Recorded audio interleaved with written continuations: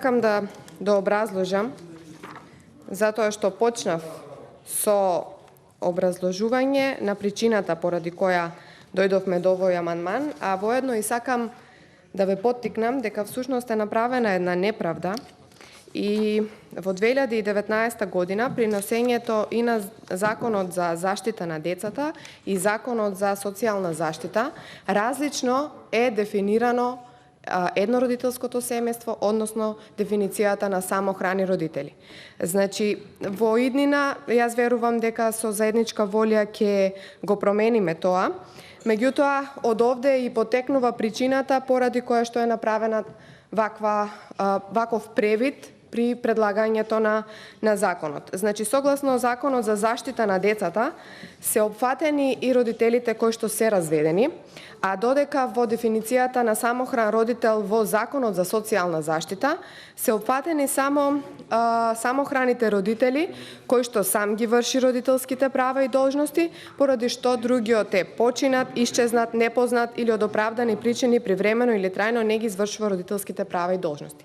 Значи, овде не се опфатени како самохрани родители и родителите кои што се разведени. Исто така во овој ваш предлог, значи на законот кој што го предлагате за помош на различни социјални категории на граѓани, имате напишано дека не можат да земаат сега помош од 6.000 денари родителите кои што примаат било каков надоместок.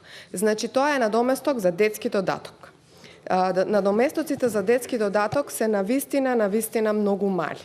Значи, станува збор за сума од 1200, од 900, од 1600 денари во зависност дали има две деца, едно дете и така натаму. И токму поради ова беше нашата реакција. Сега му благодарам на заменик министрот и на Министерството што го прифатија овој амандман и сега оваа грешка ќе биде прифатена и ќе биде исправена, што значи дека сите самохрани родители кои што се опфатени и согласно Законот за детска заштита и согласно Законот за социјална заштита ќе бидат опфатени со оваа мерка и истите ќе добијат помош од 6.000 денари. Ви благодарам.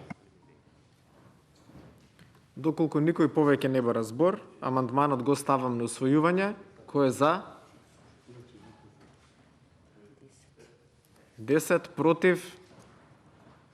Нема, воздржани нема. Констатирам дека комисијата го усвои амандманот. Честитки на колешката Панова и на заменик министрот. Ова е доказ дека кога се во интерес проблемите на граѓаните, посебно на социјално наливите категории, дека се работи во собранието на решавање на тие проблеми. Отварам претрес по амандманот на член 2 во точка 5, поднесен од пратениците Тимчо Муцунски и Ели Панова под архивски број /7. Ја молам пратеничката Панова да го образложи амандманот.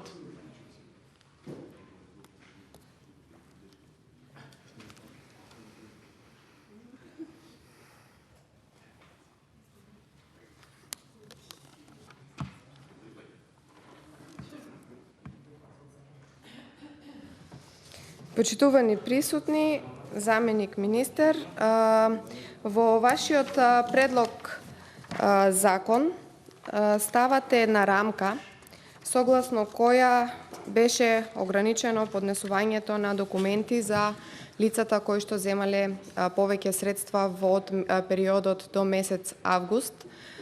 Значи, над 120.000 денари не можеше да земат надоместок. Сега ние предлагаме во член 2, точка 5, зборовите кои за периодот јануари-август 2020 година оствариле доход во нето износ не поголем од 120.000 денари согласно евиденцијата за управата на јавни приходи се брише. Значи, со овој предлог сакаме да нема ограничување во примените приходи на самохраните родители, затоа што навистина 15.000 денари изнесува износот кој што во вашата предложена рамка беше опфатен за месечно примање на самохраните родители и тука едноставно луѓе кои што немаше да бидат опфатени би биле многу повеќе за разлика од оние кои што ќе беа опфатени со овој предлог.